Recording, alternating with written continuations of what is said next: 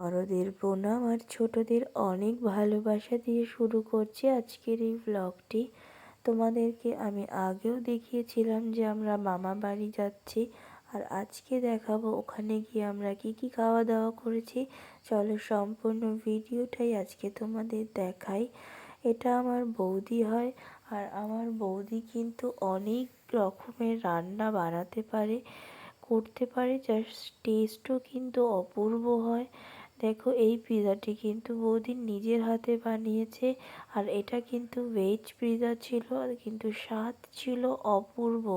তাহলে ভাবো, যদি নন ভেজ পিৎজা হয় তাহলে তার টেস্ট কতটা হতে পারে। ডমিনোজকেও হার মানাবে এই পিৎজার স্বাদ। তোমরা দেখেই বুঝতে পারছো যে কতটা ভালো দেখতে হয়েছে, আর তাদের খেতেও ঠিক ততটাই ভালো ছিল।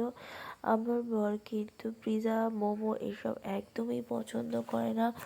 সে খেয়ে বলেছে ভালো, তার মানে বুঝতে হবে যে খাবারটা কতটা ভালো ছিল। আর এই কেকটিও বৌদি বানিয়েছে কিন্তু নিজের হাতে। এটি একটি অর্ডার ছিল, সে কারণে বৌদি বানিয়েছে। আর এই অর্ডারটা কিন্তু বৌদির ফার্স্ট অর্ডার ছিল, তার অনুভূতিটাও কিন্তু অন্যরকমই হবে, সেটা বুঝতেই পারছো। আর এই যে মোমোটা দেখো, বৌদি বানিয়েছে, আর মেয়োনিজ সসটাও কিন্তু বৌদি নিজের হাতে বানিয়েছে। কত রকমের মোমো বানিয়েছে, তোমরা শুধু দেখতে থাকো। আর মোমো খেতে কে না ভালোবাসে বলো, কিন্তু আমার বর একদমই মোমো খেতে পছন্দ করে না। তো আমরা খুব মজা করে মোমো খেয়েছি। এখানে আবার ভেজ চিজ বলও ছিল, সম্পূর্ণটাই কিন্তু নিজের হাতে বানানো।